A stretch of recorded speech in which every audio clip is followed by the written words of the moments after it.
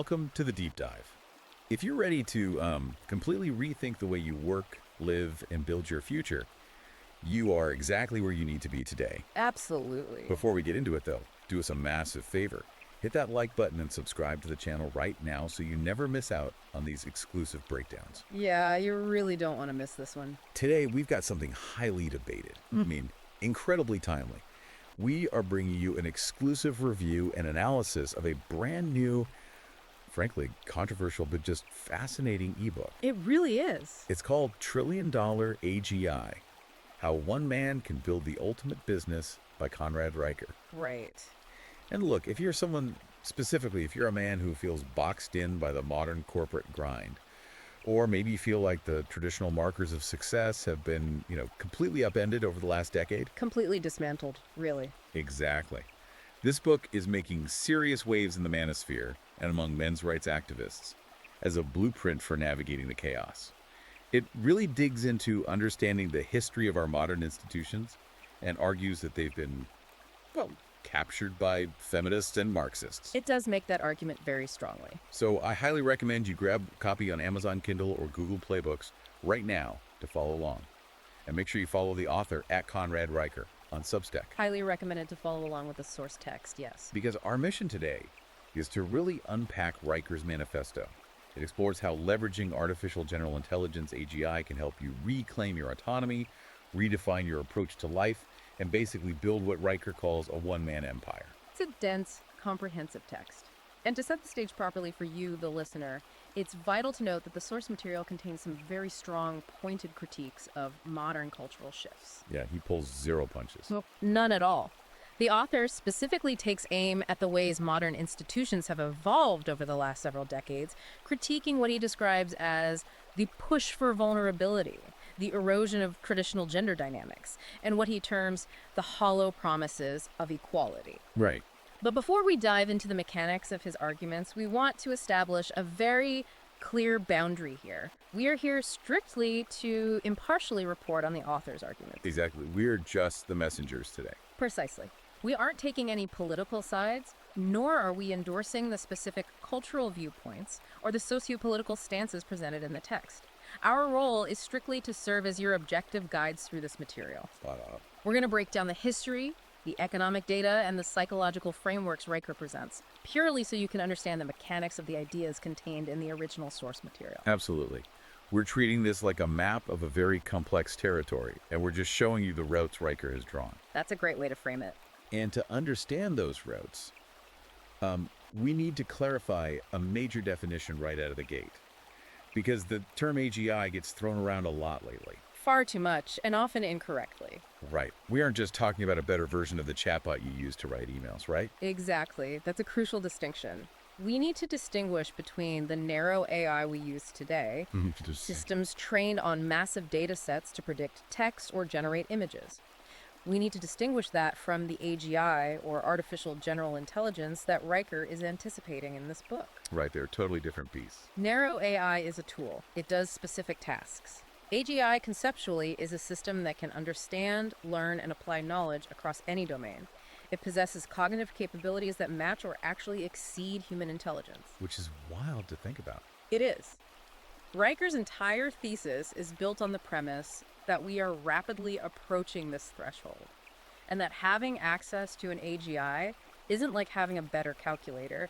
It's like having a dedicated staff of 500 PhDs, strategists, and analysts working flawlessly for you 24/7. Okay, let's unpack this, starting with the very foundation of his economic argument, which revolves around the death of the traditional workplace. Right. Riker doesn't mince words here at all. He basically argues that the 9-to-5 job, the delicate office politics, the 30-year climb up a corporate ladder, it's all becoming entirely obsolete. He views it as a dead paradigm. Yeah, and he backs this up with a statistic that honestly caught me off guard. He points out that there are currently over 50 million solopreneurs in the United States alone. Just in the U.S. Just the U.S. And they're contributing more than $1 trillion to the economy. That isn't some fringe gig economy movement. That's a massive foundational economic engine. What's fascinating here is that it represents a seismic shift in how value is actually created. And what Riker is doing is framing this economic evolution not as a luxury or a cool lifestyle choice, but as an existential necessity. You adapt or you die, essentially. Precisely. He argues that self-reliance has transitioned from being a noble virtue to a critical survival skill in the coming decade. In the text, he introduces a concept he calls the autonomy dividend. Right, the autonomy dividend. Now, this isn't just about making more money, is it? It's heavily psychological. Very much so. The autonomy dividend is the idea that when a man takes absolute unilateral control of his career and fully escapes the traditional corporate structure, he doesn't just reap the direct financial benefits of his labor. You get something deeper. Exactly. He actually experiences, according to the psychological studies Riker cites, a 30% increase in baseline life satisfaction. 30% is huge. It is. Riker ties this directly to what he calls the purpose gap. If you look at a traditional corporate environment, the cubicles, the endless chains of middle management, the highly compartmentalized tasks, many men feel a profound, soul-crushing lack of purpose. Because they're completely disconnected from the actual product. Yes, they're entirely disconnected from the end result of their labor. You're just moving a spreadsheet from one folder to another. The autonomy dividend bridges that gap. It restores the direct connection between the effort exerted and the value created, providing both the financial reward and the deep psychological satisfaction of building something independently.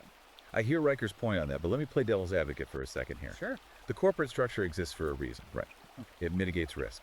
It provides a safety net, health insurance, a predictable path. Escaping the cubicle sounds great in a manifesto, but for the average guy listening to this, stepping out into the void as a solopreneur seems incredibly risky. It's terrifying for most people. Does Riker actually address that fear, or is he just painting a utopian picture? He addresses it by looking at the changing nature of risk itself. Riker's counter-argument is that the safety of the corporate job is increasingly an illusion. Right, because of layoffs. Exactly. The risk of sudden layoffs, corporate restructuring, and automation actually makes the traditional path more precarious than betting on yourself, provided you have the right leverage. To illustrate this, he looks at Elon Musk. Which is the classic example. It is. Now, the book analyzes the moment Musk sold PayPal for $1.5 billion. He didn't just retire to a private island or passively invest in index funds. He went all in. He reinvested nearly every single dollar into SpaceX and Tesla, taking on immense personal risks. Which most people thought was absolute insanity at the time. I mean, rockets and electric cars. Indeed. But Riker focuses on the structural mechanics of Musk's actions. Musk didn't wait for a board's consensus. He didn't ask a committee of middle managers for permission to build a rocket. He just did it. He just acted decisively as a single node of authority. Riker uses that as the ultimate blueprint for this new era. The problem, historically, was that operating like Musk required immense capital. You needed $1 billion to build the infrastructure to act unilaterally. But not anymore. Right. Riker argues that A.G.I. brings that exact same unilateral power to the individual level. He actually traces this lineage back to Tim Ferriss and the 4-Hour Workweek. Oh yeah, huge book. Which was really the pioneer text for leveraging technology and overseas outsourcing to escape the 9-to-5 grind. But Riker says Ferriss's model was just the beta test, right? Because outsourcing still requires managing human beings, which brings its own friction. A.G.I. changes the map entirely from outsourcing to absolute automation. Exactly. It's the shift from being a manager of disparate parts to being a true empire builder. The book provides a very relatable, granular case study to ground this theory. He introduces a character named John who serves as the modern everyman in this scenario. So what was John doing? John was a mid-level logistics manager. His daily reality was endless Zoom meetings, compiling weekly reports, coordinating between vendors, and feeling completely bogged down by corporate monotony. Sounds like a nightmare. He was the classic victim of the purpose gap we just talked about, but John recognized the trajectory of his industry and decided to pivot. Instead of hiring assistants or outsourcing to agencies, he started utilizing advanced A.G.I. tools to automate the connective tissue of his workflow. So what did that actually look like in practice for John? How did he use the A.G.I.? It meant that tasks that used to take him hours, like analyzing complex shipping routes, cross-referencing global vendor pricing, and generating regulatory compliance reports, were suddenly being completed in minutes by an autonomous agent. What? John essentially built a custom A.G.I. workflow that did the heavy lifting. This allowed him to completely remove himself from the operational friction and focus entirely on high-level strategic client acquisitions. The stuff that actually brings in revenue. Precisely. Within 6 months, John had doubled his income, and more importantly, he gained back 40 hours of his week. He escaped the trap of the cubicle, not by grinding harder or working 80 hours, but by utilizing technology to become a one-man powerhouse. He essentially replaced a whole department of human capital with A.G.I, freeing himself up to just be the brains of the operation. That's the core insight. A.G.I acts as a profound force multiplier. We're looking at a near-future technology that can process, synthesize, and act on data exponentially faster than an entire floor of human analysts. It's mind-blowing. If one individual armed with an A.G.I suite can effectively execute the work of a mid-sized organization managing scheduling, complex accounting, predictive customer service, legal document analysis, all simultaneously and flawlessly, what happens to the traditional corporate structures? It collapses. Riker suggests exactly that. The massive, top-heavy hierarchies we're accustomed to will simply collapse under their own weight. They won't be able to compete with the agility, low overhead, and the sheer speed of A.G.I-empowered solopreneurs. The traditional corporation is, in his economic view, a relic waiting to be dismantled. It's wild to think about the macroeconomic implications of that. If you're listening to this and you're stuck in middle management, coordinating between two departments, the writing isn't just on the wall. It's flashing in neon, according to Riker. It truly is. But that pivot requires a massive mental shift. You can't just hand an A.G.I tool to a guy who has spent 20 years asking for permission to go to the bathroom and expect him to build an empire. No, the psychology has to change first. He has to fundamentally change how he views himself, his authority, and his agency.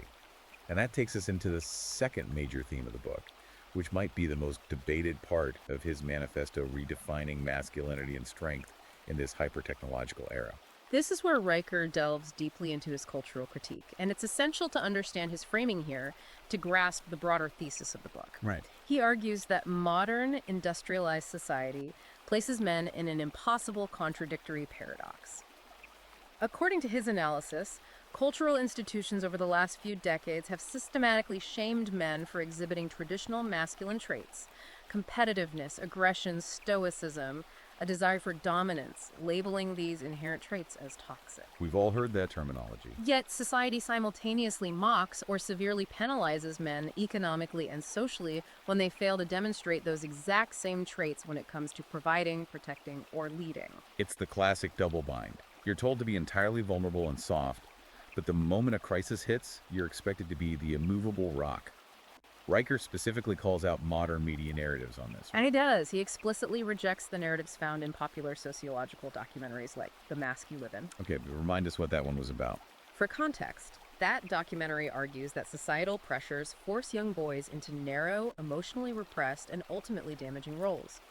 It suggests that masculinity is largely a performed, restrictive construct.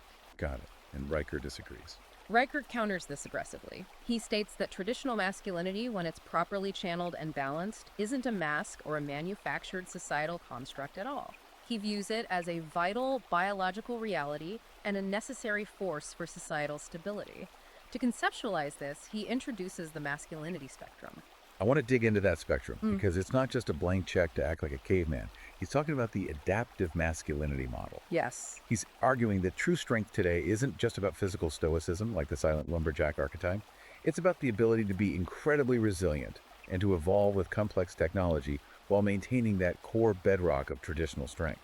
He uses Theodore Roosevelt as the historical anchor for this. Roosevelt is a fascinating archetype for Riker to choose because he perfectly embodies this duality. You have the speak softly and carry a big stick philosophy. Right. Roosevelt was a man who famously rebuilt his own frail, asthmatic body through sheer force of will into a robust, physically dominating presence. He was a hunter, a soldier, an explorer. The ultimate man's man. But he was simultaneously a prolific writer, a deep intellectual, a pioneering conservationist, and a nuanced statesman. He possessed the capacity for immense aggression, but he restrained and directed it toward higher diplomatic and societal purposes. Riker says that specific balance, the raw power coupled with refined intellectual restraint, is the exact blueprint men need to adapt for the A.G.I era. But let's pause there. A lot of modern psychology would argue that holding on to that stoic, carry a big stick mentality is exactly what's causing the high rates of anxiety and depression in men today. Isn't suppressing emotion inherently dangerous? How does Riker address the very real need for men to process their internal lives? Riker distinguishes between emotional suppression and emotional regulation. Okay, that's a big difference. He doesn't advocate for men to feel nothing. He advocates for men to prioritize action over paralysis. He illustrates this with an anecdote about a community leader in a coastal town that was recently devastated by a massive hurricane. What happened there? In the immediate aftermath, while many people were understandably paralyzed by the overwhelming emotional weight of the disaster wallowing in the grief of the destruction, this particular man did not succumb to despair. He compartmentalized his emotional response and channeled his immediate energy into relentless, pragmatic action. He just got to work. He organized supply chains for relief efforts, systematically rebuilt homes, negotiated the restoration of power grids, and even set up a makeshift school in a church basement. So he deferred his emotional processing until the community was safe. Exactly. Riker uses this to demonstrate that emotional stoicism and a high bias toward decisive action aren't flaws to be therapized out of men. They are essential survival traits that ultimately benefit the collective. That makes sense. Furthermore, Riker brings in empirical data to support his defense of traditional male archetypes in societal structures. He cites a longitudinal University of Chicago study demonstrating that boys who have strong traditional male mentors actively involved in their lives are 20% more likely to graduate high school, Wow. and an astonishing 30% less likely to ever engage in violent crimes. His point is that the presence of guided structural masculinity is a stabilizing force, not a disruptive one. Here's where it gets really interesting, because he doesn't just keep this in the realm of sociology. He goes straight into the hard biology of it. He certainly does. He talks extensively about testosterone. He points out that research from institutions like the University of Cambridge shows that higher endogenous testosterone levels actually drive confident, rapid decision-making under pressure and a greater willingness to take calculated risks. Yes, the neurochemistry is a huge part of his argument. Riker's core argument here is that men need to stop apologizing for their biological imperatives. Instead, they need to harness that neurochemistry and channel those natural instincts into what he calls the leadership pyramid. The leadership pyramid is the structural framework he proposes for actualizing this biology. The absolute base of this pyramid is self-leadership. You have to lead yourself first. Exactly. You cannot lead others if you cannot command your own discipline, your health, your focus, and your daily habits. Once self-mastery is achieved, the pyramid scales up to leading your family and your immediate community, and finally, at the apex, leading in business and broader society. Right. He argues that A.G.I. is the perfect technological complement for this biological imperative, because A.G.I. systematically removes the mundane administrative friction of modern work. It allows men to exist almost entirely at the apex of that pyramid, focusing purely on high-level, decisive, risk-assessing leadership. Which is a profound shift. You're moving from a worker bee to a general overseeing a digital army. But that shift in power and autonomy doesn't just stay in the office. It fundamentally changes who you are when you walk through the front door of your house. That's a critical transition. Let's conceptually shift our backdrop from the high-stakes, hyper-optimized corporate boardroom into a warm, deeply personal domestic setting. Let's do it. Because Riker makes it abundantly clear that this reclaimed adaptive masculinity is not just a uniform you wear to conquer the market. It profoundly impacts the most intimate areas of a man's life. His romantic relationships, his approach to dating, and his fundamental role within the family structure. It bleeds into everything. The specific traits cultivated for empire building in the A.G.I. era, unwavering decisiveness, absolute responsibility, and long-term strategic vision are, according to Riker, the exact same psychological skills required to navigate and lead a successful home. That dynamic is deeply explored in the book sections on navigating relationships and female nature. Riker offers a framework he calls the dating success formula, and the entire thing is built on the bedrock of the complementarity principle. Yes, the complementarity principle. He argues flatly that men and women are fundamentally biologically and psychologically different. And he posits that the modern cultural attempt to pretend those differences don't exist is the primary driver of the massive failure rates in modern marriages and relationships. It's an interesting rejection of the blank slate theory of human nature. Riker posits that men and women bring entirely different yet perfectly complementary evolutionary strengths to a partnership. How does he break that down? In his framework, he associates male behavioral traits with logic-driven problem-solving, spatial reasoning, and decisive protective action in times of crisis. Conversely, he associates female behavioral traits with a capacity for deep, intuitive empathy, complex social nurturing, and incredibly high emotional intelligence. So they fit together like puzzle pieces. His argument is that the magic, the true stability of a relationship, only happens when you stop fighting those inherent differences or trying to equalize every behavior and instead start deeply appreciating and leaning into them. But let me challenge that for a second, because we just talked about the modern economy. If we live in a world where a woman can use A.G.I. to build a trillion-dollar one-woman empire just as easily as a man can, doesn't that render these traditional biological roles totally obsolete? If she's making $10 million a year from her laptop, does she really need the protective, decisive masculine energy Riker's talking about? Raker anticipates that exact critique through his concept of relationship equilibrium. He acknowledges the economic shifts entirely. He notes that while AGI and the modern digital economy have completely decoupled the ability to earn resources from sheer physical strength, allowing for absolute flexibility in who generates the income, the underlying biological and psychological desires of human beings have not evolved at the same speed as our technology. Our hardware is still ancient. Exactly. Even if a woman is an economic powerhouse, Riker argues, the physiological desire for a partner who exhibits grounded, masculine stability remains deeply hardwired. He contrasts this equilibrium with what he calls the role reversal effect, warning that when couples completely abandon these complementary energetic dynamics, it almost inevitably leads to a loss of polarity, sexual attraction, and mutual respect, regardless of who is paying the mortgage. That makes sense. It's separating the economic reality from the biological reality. And it's important to point out that when he talks about dating, he's incredibly critical of the kind of pickup artist culture that was huge a decade ago. Yes, his critique of that space is very explicit. He thoroughly rejects the manipulative game-playing strategies that were popularized in books like Neil Strauss's The Game. He despises that stuff. Riker views those tactics, the subtle insults, the manufactured scarcity, the psychological manipulation, as tools for deeply insecure men operating from a place of weakness, not strength. He argues those tactics might yield short-term attention, but they fundamentally backfire when trying to build a stable legacy. So what's his alternative? Instead, he aligns his philosophy more closely with the foundational gender difference insights found in older, more established texts like John Gray's Men Are From Mars, Women Are From Venus. He advocates for genuine, relentless self-improvement and a deep, respectful understanding of female psychology, rather than trying to hack it.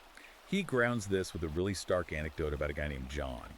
A different John from our earlier solopreneur. Right. This John was a high-level consultant pulling in $400,000 a year. On paper, by modern metrics, he was absolutely crushing it. But his personal life was a chaotic disaster. He was bouncing from one highly volatile, failed relationship to another, constantly stressed, constantly fighting. Then he met Sarah. And that changed everything for him. Riker explains that John had to fundamentally unlearn his combative relationship style.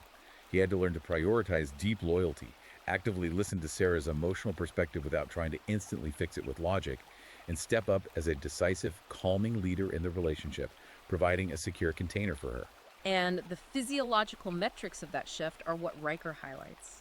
When John established that polarity and created that secure environment, his entire life transformed. Riker notes that John's baseline cortisol levels, his chronic stress hormones, plummeted. His health actually improved. Yes. His cognitive focus sharpened exponentially, and his business actually grew significantly because the massive emotional energy leak in his home life was finally sealed.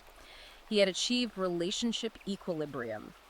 The text provides another example with a man named Tom who was trapped in a cycle of constantly arguing with his partners. What was Tom doing wrong? Tom's breakthrough came when he actually started studying the psychological literature on the communication differences between men and women. Tom learned to appreciate female nature, to validate the emotional intelligence and the complex empathy of his partners, rather than arrogantly trying to force them to communicate via the linear, hyperlogical framework a man would typically use. He stopped fighting reality. Riker argues that this simple shift in psychological understanding, from conflict to appreciation, completely changed the trajectory of Tom's life. It's all about building a foundation, because the ultimate culmination of this dynamic, according to the book, isn't just a happy marriage, it's fatherhood. Correct. He introduces the fatherhood legacy model, and this is where the biological arguments become particularly compelling. He cites endocrinology studies demonstrating a fascinating phenomenon. When a man becomes an active, deeply engaged father, his baseline testosterone levels naturally and temporarily decrease. Which sounds counterintuitive based on what he said earlier. Now, given his earlier praise of testosterone, you might expect Riker to view this negatively, but he doesn't. He frames this not as a loss of masculinity, but as a brilliant, highly sophisticated evolutionary adaptation. That slight hormonal shift actively promotes nurturing, patient, and intensely protective behaviors. It is biology's way of rewiring the man to bond with his children, ensuring the survival and prosperity of his legacy. And this is where A.G.I. comes back into the picture in a massive way. If we connect this to the bigger picture, Riker points out a truly profound synergy. Because an A.G.I. system is systematically automating the vast majority of the traditional, time-consuming workload, the administrative tasks, the data analysis, the operational friction, it is freeing up unprecedented amounts of time for men. Giving them their lives back. We are talking about reclaiming 40 to 50 hours a week. This newly liberated time allows men to be far more physically and emotionally present at home. It allows them to take on significant domestic duties without compromising their earning potential, and to be deeply, consistently involved in the daily lives of their children. That's huge. The sociological data he extrapolates from suggests that men who successfully leverage A.G.I. to reclaim their time and intentionally invest that time back into their family unit report astronomically higher relationship satisfaction and overall well-being. It's a genuinely amazing vision. The idea that this hyper-advanced technology doesn't turn us into robots, but actually gives us the freedom to be more present, to be better fathers and partners. It's an optimistic take. But, and this is a massive but that the book tackles head-on, we have to acknowledge that technology is a vicious double-edged sword. While the promise of A.G.I. is connection and freedom, the current reality of the digital age has a very dark, very destructive side. And that brings us to the psychological battleground men are currently fighting on. Because right now, before A.G.I. has fully optimized our lives and freed up our time, the modern technological era is taking a brutal, silent toll on men's mental health.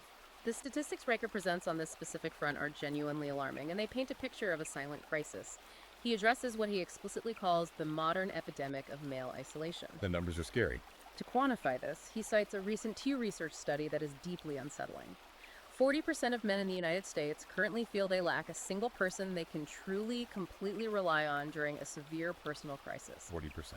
Even more concerning, the study reveals that 1 in 5 men report having absolutely zero close friends. None. Riker analyzes this sociological disaster through the lens of what he calls the digital disconnect paradox. The digital disconnect paradox. It's the profound irony of our age. We are living in an era of unprecedented global digital connectivity. You could video chat with someone in Tokyo in 3 seconds. Yet we are simultaneously experiencing the most profound emotional, social, and physical isolation in human history. It's totally paradoxical. It's the paradox of having 2,000 friends on Facebook, 3,000 followers on Instagram, but literally no one to call when your car breaks down at 2 a.m. on a Tuesday. Precisely. The illusion of connection has replaced the friction and the depth of real relationship building. To combat this, Riker insists that men must actively, almost aggressively, build what he outlines as the 3 pillars of male connection. What are the 3 pillars? These are shared challenging activities, mutual structural support, and consistent face-to-face regular interaction. He argues that male bonding doesn't typically happen face-to-face over coffee. It happens shoulder to shoulder while overcoming an obstacle. You have to build something together. You can't just text a guy memes to maintain a friendship. You have to physically do something demanding with him. But Riker also notes that this isolation isn't purely social. It's deeply rooted in the shifting economic sands. He discusses how the accelerating pace of automation is acting as a direct, targeted attack on the traditional male identity. Which makes sense. For generations, a man's identity, his worth to society and his family, has been inextricably tied to his job, his profession, his ability to provide through labor. What do you do? Is the first question guys ask each other. Exactly. So if a man's core identity is anchored to his specific job and an algorithmic machine suddenly renders that job obsolete overnight, it's not merely a loss of income. It triggers a profound existential psychological crisis. He loses his purpose. He isn't just unemployed, he feels entirely useless. That is why Riker introduces his concept of the AQ. The adaptability quotient. We've heard of IQ, we've heard of EQ, but Riker says AQ is the only metric that will matter in the next 10 years. Yes. The adaptability quotient is essentially a metric of your neuroplasticity combined with your psychological resilience. It measures how quickly, effectively, and enthusiastically you can learn entirely new concepts, unlearn obsolete methodologies and pivot your entire operational model in response to an environment that is changing at exponential speeds. Okay, I have to jump in here with a reality check. It's easy to tell a 25-year-old tech bro to pivot and learn a new software stack. But how feasible is this high adaptability quotient for someone from an older generation? Say, a guy who has worked with his hands his whole life, who has never written a line of code, and suddenly a robotic arm takes his job. Does Riker address the massive, agonizing learning curve there, or is he glossing over the growing pains of this transition? It's a vital question, and Riker doesn't shy away from the pain of that transition. He addresses it directly through a detailed case study of a 50-year-old former factory floor manager named Tom. Okay, so another Tom. What's his story? Tom had worked in the same manufacturing plant for over 20 years. His entire identity, his community, his routine was tied to that specific building. When his job was fully automated by advanced robotics, it initially triggered a severe depressive identity crisis. He felt completely discarded by society. Which is completely understandable. However, rather than succumbing to long-term despair or waiting for a political solution that wasn't coming, Tom engaged his latent AQ. He started utilizing highly customized, A.G.I-driven learning platforms. Because these tools adapt to the user's specific learning speed and style, it bypassed the traditional, humiliating friction of going back to a community college with 18-year-olds. That's a huge psychological barrier removed right there. The A.G.I tutored him patiently in data analysis and basic coding. It was grueling, but within 6 months, Tom secured a remote position overseeing automated logistics systems, a job that paid more than double his previous factory salary. So the AGI was the bridge. It lowered the barrier to entry for his pivot. Exactly. Tom's story is Riker's testament to the fact that while A.G.I will undeniably ruthlessly displace traditional jobs, a cultivated high AQ combined with those very same A.G.I tools allows a man to completely reinvent himself at any age and thrive. But importantly, Riker notes that building that kind of deep psychological resilience sometimes requires stepping entirely away from the machine. Right, he talks about the necessity of the unplug. He shares this crazy anecdote about an executive who was suffering from severe, debilitating, tech-induced burnout. His prefrontal cortex was basically fried from the constant barrage of notifications, emails, and algorithmic demands. His dopamine receptors were completely depleted. A very common modern ailment. So he executed a strict, non-negotiable 30-day digital detox. No smartphones, no social media, no news feeds, just a complete neurochemical reset. By the end of those 30 days, he reported vastly improved mental clarity, deep REM sleep restored, and a profound reconnection to his physical reality. That reset is crucial for maintaining the AQ. You cannot adapt if your nervous system is chronically inflamed by digital noise. Beyond the solitary detox, Riker extensively highlights the male bonding continuum. What's that? He points to the rapid rise of structured men's groups like the Mankind Project and deeply curated online to offline spaces like the Art of Manliness forums. He views these organizations not as novelties, but as vital modern-day equivalents of the traditional barbershop, the hunting lodge, or the guild hall. They are structured, intentional spaces where men can find that shared, challenging connection and mentorship that the sterilized modern corporate society has systematically stripped away. It's about finding your tribe when the village has been paved over. Precisely. Right. Riker synthesizes this entire struggle, the isolation, the identity crisis, and the eventual triumph of adaptation into a dynamic framework he calls the potential realization curve. And how does AGI fit into that curve? This is where he posits that an AGI system, when strictly managed and used correctly, can transcend being just a business tool. It can actually act as a highly objective personal therapist, a life coach, and a strategic mentor, all synthesized into one interface. Like a digital Yoda. Exactly. By securely feeding the AGI your personal data, using it to identify behavioral inefficiencies, track complex habit formation over time, and provide completely unbiased, objective feedback on your decision-making, men can accelerate their personal growth exponentially. The book claims, citing preliminary studies, that men who actively pursue this specific kind of tech-assisted self-actualization report a 50% increase in overall life satisfaction and goal achievement. That's a huge claim. Using an AI to hack your own psychology to reach your potential. But here's the reality. Having the mental resilience, the high AQ, and the psychological grounding is an amazing foundation. But you could be the most zen, well-adjusted, deeply connected guy in the world, and you still need to pay the mortgage. You still need to buy groceries. This raises an important question, yes. Which transitions us perfectly into the hard math of the book. How do we actually apply this mental toughness to generate tangible, real-world wealth? Because that is exactly what Riker tackles in the economics of AGI and his skill arbitrage model. The economic shifts Riker outlines in this section are nothing short of staggering, and they demand our full attention. He begins by laying out the sheer scale of the approaching wave. He points out that the global market for AGI and its immediate precursor technologies is projected, conservatively, to reach well over $1 trillion by 2030. That's just a few years away. But the statistic that truly frames his argument comes from the World Economic Forum. He cites their projection that any 5% of the specific jobs that will exist in the year 2030 have not even been invented yet. We're standing on the edge. Adaptability quotient. It's a launch pad for the people who understand the rules of the new game. And Riker says the primary rule of that new game is the skill arbitrage model. This is a massive concept in the book. Let's really break this down. What exactly is skill arbitrage, and why does AGI make it the ultimate cheat code? Skill arbitrage is arguably the central economic thesis of the entire manifesto. To understand it, we have to look at traditional arbitrage in finance, which is buying an asset in one market where it's cheap and simultaneously selling it in another market where it's expensive, profiting from the discrepancy. Buy low, sell high across different markets. Right.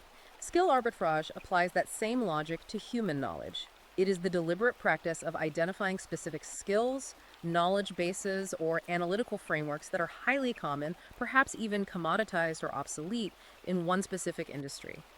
You take that skill and you use an AGI system to rapidly translate, reformat, and monetize that exact same skill in a completely different emerging market where it is perceived as highly novel and incredibly valuable. So it isn't necessarily about going back to school for 4 years to learn a brand new skill from scratch. It's about taking what you already know and using the AGI to speak a different industry's language. Exactly. The insight here is that AGI acts as a universal translator and the ultimate equalizer. It bridges the massive gap between the latent skills an individual currently possesses and the highly specific technical demands of a new market. This frictionless translation creates what Rucker terms the AGI multiplier effect. The force multiplier again. It's the mechanism by which a single, solo individual can scale their intellectual output to match the production level of a large, entrenched corporation. They can disrupt traditional, slow-moving markets because they have virtually zero overhead, zero bureaucratic drag, and maximum speed. The examples he gives to prove this are mind-bending. Yeah. He talks about David Siegel and his hedge fund, Two Sigma. Now, traditionally, hedge funds relied on armies of analysts looking at quarterly earnings reports and P&L sheets. Siegel threw that model out. He revolutionized it. He used advanced machine learning algorithms to analyze massive, highly unconventional, unstructured data sets. We're talking about writing code to analyze global social media sentiment in real time, or using image recognition to count the number of cars in the satellite parking lot images of every Walmart in the country to predict retail earnings before they were announced. Incredible arbitrage of tech into finance. Exactly. By arbitraging the skills of computer science and data scraping into the rigid world of traditional finance, they achieved over 20% annual returns, consistently outperforming traditionally managed human funds by 25%. It's a perfect example of institutional arbitrage. But Riker purposefully juxtaposes that billionaire-level example with deeply accessible Main Street scenarios. He details the story of a small, struggling, family-owned restaurant in Austin, Texas. What happened in Austin? The owner was on the verge of bankruptcy, getting crushed by rising food costs and shifting local demographics. He possessed deep knowledge of restaurant operations, but lacked high-level market research capabilities. So he took every scrap of data he had, years of point-of-sale receipts, local Yelp reviews, foot traffic patterns, and fed it into a commercially available AGI analytics platform. He asked the system to find the hidden pattern. And the AGI basically acted as a highly paid consulting firm. Precisely. The AGI analyzed the localized data against broader culinary trends and discovered a massive unmet demand in his specific zip code for a highly specific cuisine, a hybrid of authentic Tex-Mex and specialized Asian fusion. It wasn't what the owner traditionally cooked, but the data was unambiguous. So he pivoted. Trusting the system, he completely pivoted his menu, his marketing, and his supply chain based solely on the AGI's recommendation. The result was a 30% spike in gross revenue within a single financial quarter, saving the business. Another great example is the stay-at-home dad. This guy had zero formal training in computer science. He didn't know Python from C++, but he had a brilliant idea for a niche productivity app. In the past, he would have needed to raise 50 grand to hire a development team, which would have killed the idea. Dead and water. Instead, he leveraged an A.G.I system as his personalized patient tutor and his senior coding assistant. The A.G.I walked him through the architecture, generated the boilerplate code, debugged his errors in real time, and helped him launch a highly profitable, functional app directly from his living room sofa. These varying examples, from Wall Street quants to Texas restaurateurs to stay-at-home dads, perfectly illustrate Riker's core economic thesis. A.G.I completely levels the playing field for the ambitious individual. It democratizes access to elite-level execution. However, and this is the vital caveat, it ruthlessly, unapologetically penalizes those who refuse to adapt or who cling to legacy systems. Okay, so let's zoom out. We've talked about the individual winning, but what does this mean for the macro picture? If millions of guys are sitting in their living rooms, acting as one-man corporations, efficiently doing the work of 100 people, what does that actually do to the global economy? Because that level of disruption has to shake the foundations of wealth distribution. It does, and it leads to a very sobering conclusion. Riker argues that we are looking at a hyper-acceleration of wealth inequality on a scale we have never seen historically. He issues a stark, mathematically backed warning in the text. By the year 2030, the top 1% of global earners could realistically control upwards of 50% of total global wealth, and this consolidation will be driven almost entirely by the leveraging of A.G.I automation. 50% of the wealth. That's terrifying. He argues forcefully that A.G.I literacy, the practical ability to command and deploy these systems, is rapidly becoming the ultimate impenetrable dividing line in human society. It will be the absolute demarcation between the wildly wealthy, sovereign individuals and the economically obsolete masses.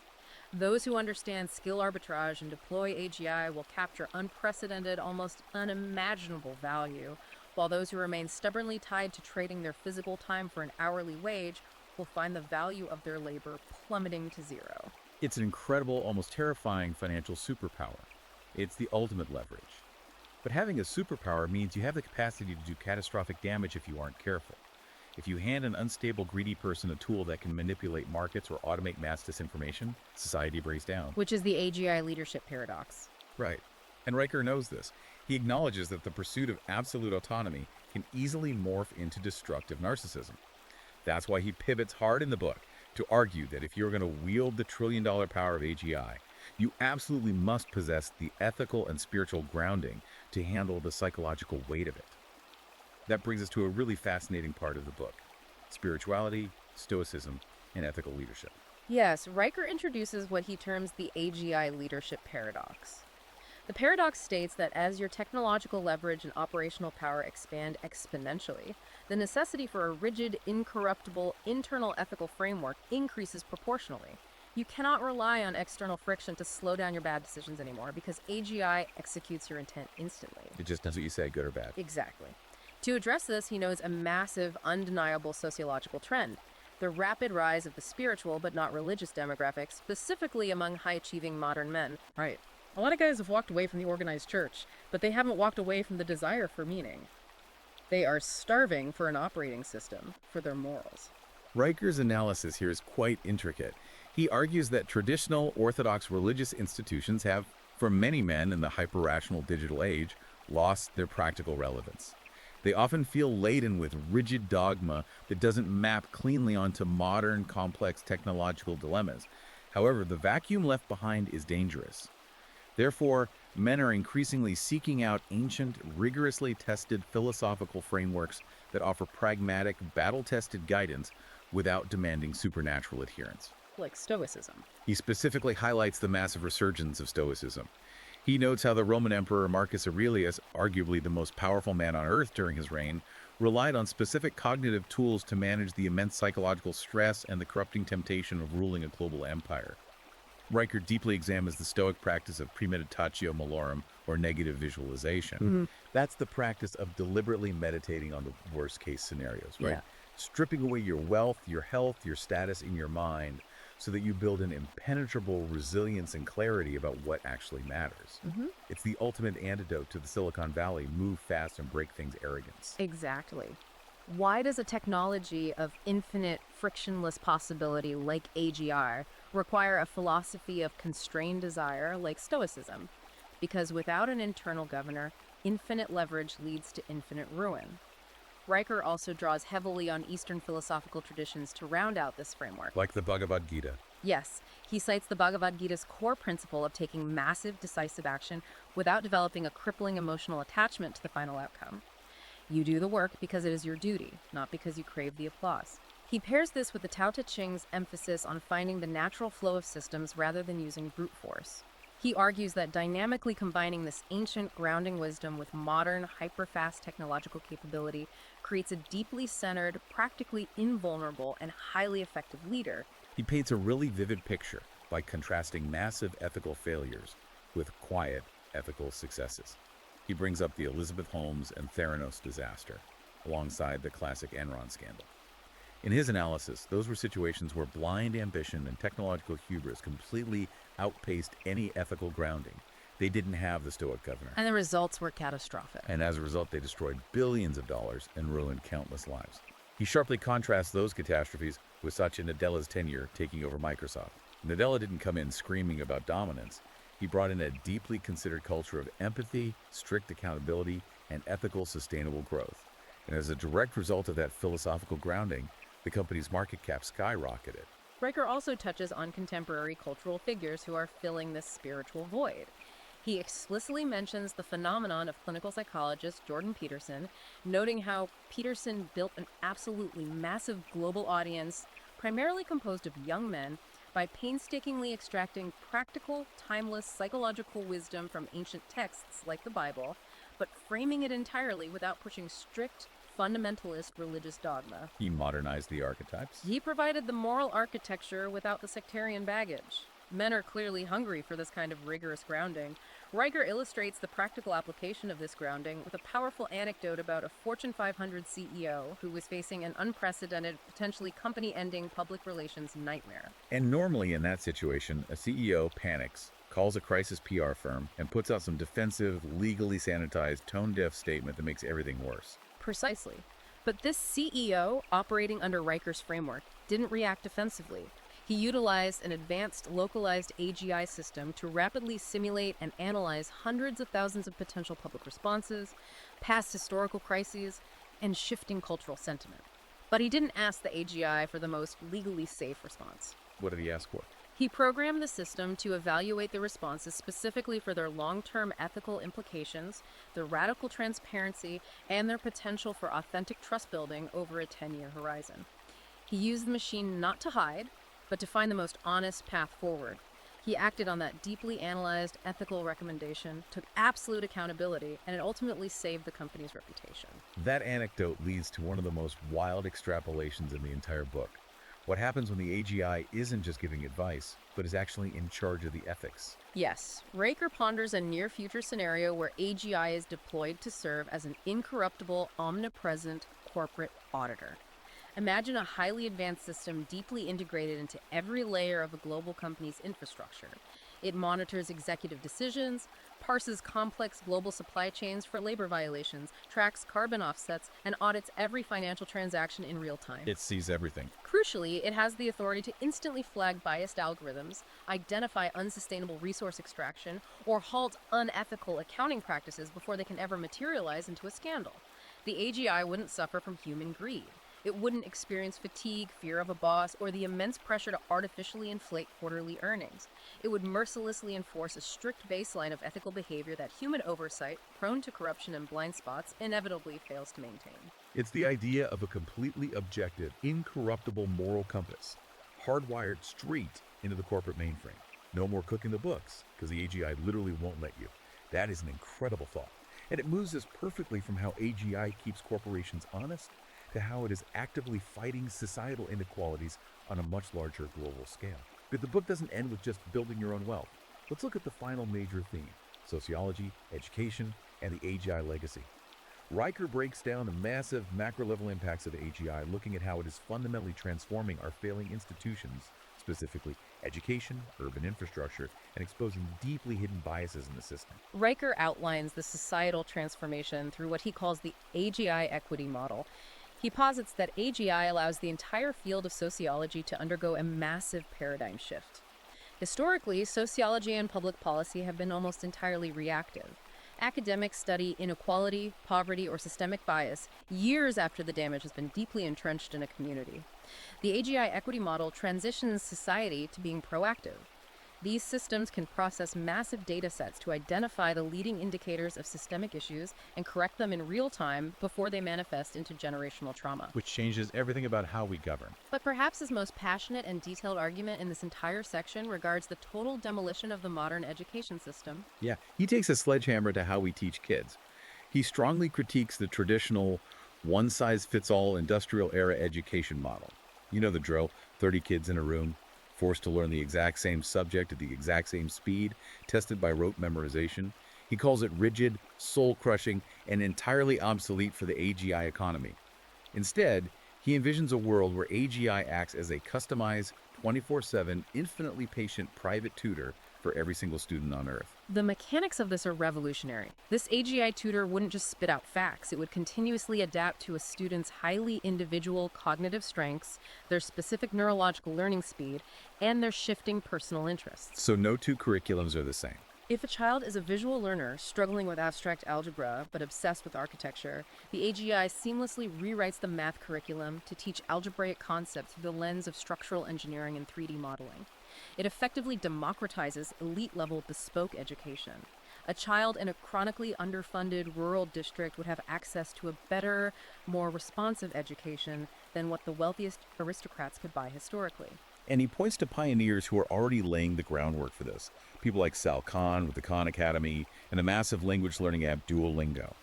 They are currently using narrow AI to give millions of people free, somewhat customized learning paths. But Riker says AGI takes that to an unrecognizable level.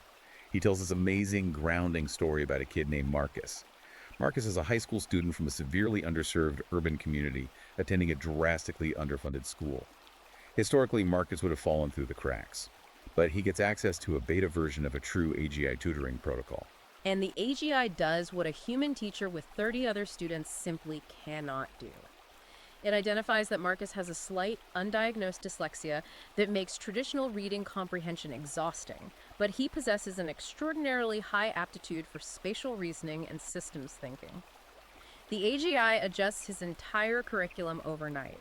It shifts his learning materials away from dense text blocks into interactive systemic models and audiovisual problem solving. It stops fighting his brain. It builds his confidence by playing to his inherent cognitive strengths.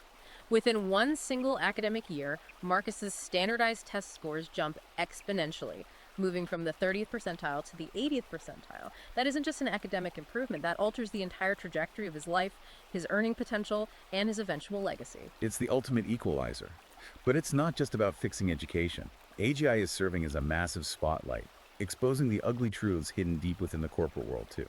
Let's talk about the ACLU example, because this is where the theory hits reality hard. Yes, Riker details a fascinating case study involving the American Civil Liberties Union and a massive, prominent tech conglomerate.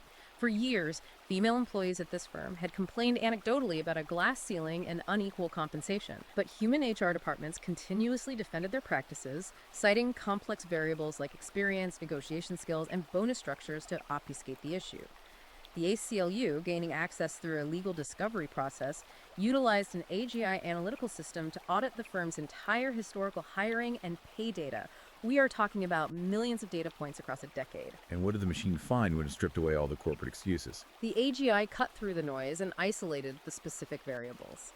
It undeniably exposed a hidden, systemic 15% gender pay gap for the exact same roles with the exact same performance metrics.